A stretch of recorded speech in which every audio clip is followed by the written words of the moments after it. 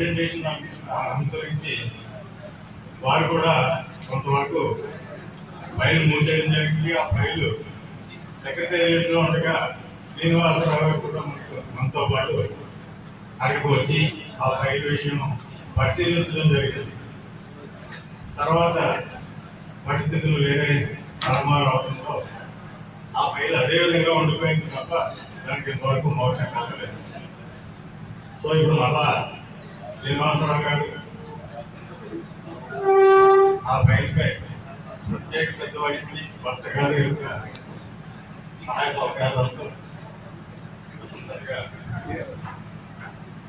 ముందుగా నమస్కారాలు తెలియజేసుకుంటూ ఈ గాజువాక బార్ అసోసియేషన్ లో ఈ గాజువాక ప్రాంతంలో ఉన్నటువంటి సుమారు 300 మంది న్యాయవాదులు ఇక్కడ సభ్యులుగా ఉన్నారండి. వైజాగ్ లో అయితే 3500 మంది వరకు కూడా న్యాయవాదులు సభ్యులుగా వైజాగ్ లో ఉన్నారు. కానీ గాజువాక పరిచయం చేసుకోవాల్సిన అవసరం లేదు. ఎందుకంటే మనకి ఏ సమస్య వచ్చినా కానీ ముందుగా వెళ్ళే గుర్తొచ్చేది పల్లా శ్రీనివాసరావు గారు కాబట్టి దాని గురించి మనం అందరికీ తెలుసు. ప్రత్యేకించి ఇప్పుడు ఎంపీ గారి గురించి వాళ్ళ తాతయ్య గారి గురించి అయితే ఇక్కడ చాలా మంది ప్రజలకు తెలుసు, కానీ భర్త గారి గురించి గత ఈ 10 సంవత్సరాల నుంచి మాత్రమే తెలుసు. సో ఏదో సంస్థల విద్యా సంస్థల చైర్మన్ గా ఎంతో ఉద్యోగవంతులు ప్రముఖులైన భర్త గారు ఎంపీగా పోటీ చేస్తున్నారు. అలాగే నిత్యం మన ప్రజల పక్షాన పోరాడే పల్లాసింగ్ గారు శాసనసభ్యులుగా పోటీ చేస్తున్నారు. కాబట్టి మన అందరం కూడా మద్దతు ఇవ్వాల్సిన అవసరం ఉంది. అయితే క్లుప్తంగా మన పల్లాసింగ్ గారు చేసిన కొన్ని విషయాలు మనం గుర్తు చేసుకుందాం. ఒకటి, మనకి ఇక్కడ ఈ కాంపౌండ్ వాళ్ళు సేఫ్టీగా లేకపోతే అది శాంక్షన్ చేయించి కట్టించిన ఘనత పల్లా శ్రీనివాసరావు గారిది. అలాగే లేని చెప్పినట్లు ఆ మేల్ ఫ్లోర్ ఒక బిల్డింగ్ ని ఇంకో ఫ్లోర్ మనకు శాంక్షన్ చేయించింది కూడా పల్లా శ్రీనివాసరావు గారి. మరొక ముఖ్య విషయం, ఫ్యామిలీ కోర్ట్ ని అతని టెన్యూర్ లో ఇప్పుడు మన రంజన్ గారు అడిగిన అవనమండి ఆరోగ్యశ్రీ కార్డు గురించి అవనమండి లేదు, మన యొక్క ప్రత్యేకించి మన అప్పట్లో అడిగింది ఆరోగ్యశ్రీ కార్డు అంటే ఔషధ స్కీమ్ ఒకటి ప్రత్యేకించి అప్పట్లో అడిగాము, ప్రయత్నం చేశారు. కాకపోతే రూల్స్ అధికరించ ఆ పరిధిలో ఆడుకోవడం వల్ల అవ్వలేదు. హౌసింగ్ అయితే శాంక్షన్ చేయించడం రెడీ అయ్యారు, కానీ ఆ స్కీమ్ ఆగిపోయింది. నెక్స్ట్ గవర్నమెంట్ వచ్చిన తర్వాత, లేకపోతే మన చాలా మంది ఎలా చేయడానికి రెడీ అయ్యారు. సో ఆరోగ్యశ్రీ కార్డులు ఒక అందేటట్టు చూడాలని చెప్పేసి.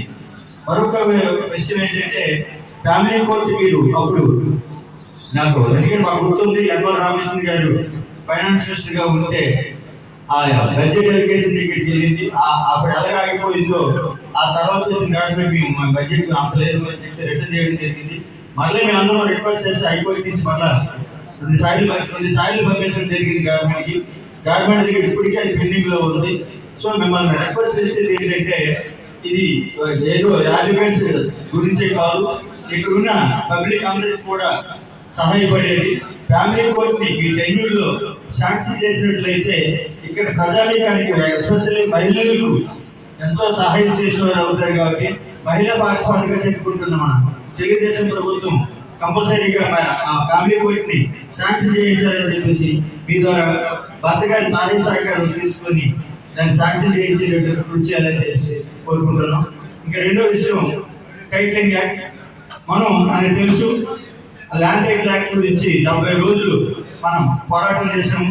మన పోరాటానికి పూర్తి మద్దతుగా శ్రీనివాస గారు కూడా వచ్చి మన మద్దతు తెలియజేశారు. సో మనం కోరేది కూడా ఏంటంటే చంద్రబాబు గారు 2వ సంవత్సరంగా ల్యాండ్ టైటిలింగ్ యాక్ట్ రద్దు చేస్తారని చెప్పి చెప్పారు.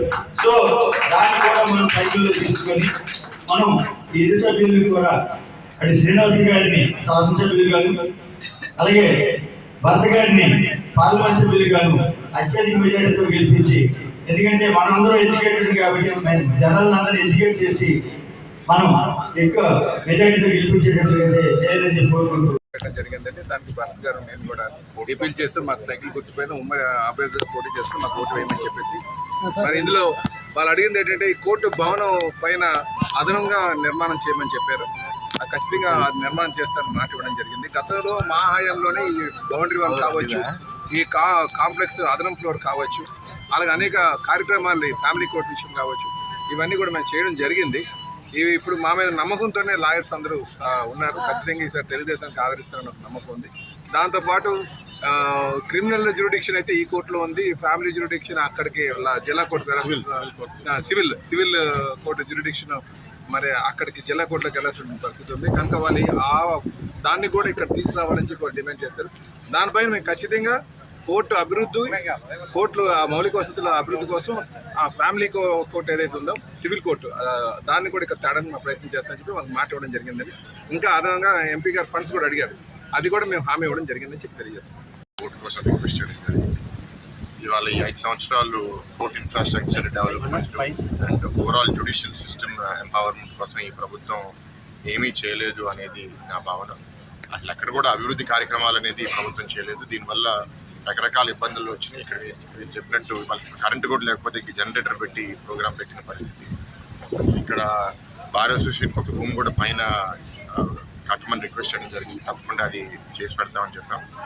అంతేకాకుండా అక్కడ వెనకాల జస్ట్ గ్రౌండ్ ఫ్లోర్ బిల్డింగ్ ఉంటే అక్కడ రెనోవేషన్ కోసం ఒక న్యూ కాంప్లెక్స్ అక్కడ కట్టాలని కూడా ఒక డిస్కషన్ వచ్చింది. ఫ్యామిలీ కోర్ట్ ఇక్కడ ఎస్టాబ్లిష్ చేయాలని, జ్యూరిస్డిక్షన్ కొంచెం ఎక్స్పాండ్ చేయాలని రకరకాల ఇష్యూస్ చెప్పారండి. తప్పకుండా అన్ని టేకప్ చేస్తాం. ప్రత్యేకంగా ల్యాండ్ టైటిలింగ్ యాక్ట్ ఏదైతే ఈ ప్రభుత్వం ప్రపోజ్ చేస్తుందో దాన్ని రద్దు చేస్తామని తెలుగుదేశం పార్టీ చెప్పడం జరిగింది. చెప్పినట్టు ఇది ప్రభుత్వం మారిన తర్వాత ల్యాండ్ టైటిలింగ్ యాక్ట్ కూడా మార్చిగా రద్దు చేసేస్తాం. అండ్ ఓవరాల్ ఏంటంటే ఈ సమాజంలో మనకి జ్యుడిషియల్ సిస్టమ్ అనేది very fundamental pillar of democracy. So వీళ్ళు ఎంత బలంగా ఉంటే సమాజంలో న్యాయం అనేది అంత బాగుంటుంది. కాబట్టి వీళ్ళని బలోపేతం చేయడానికి అన్ని విధాలుగా అందుబాటులో ఉండాలని చెప్పడం. చాలా బాగుందండి. మీరే చెప్పాలి మీడియా వాళ్ళు.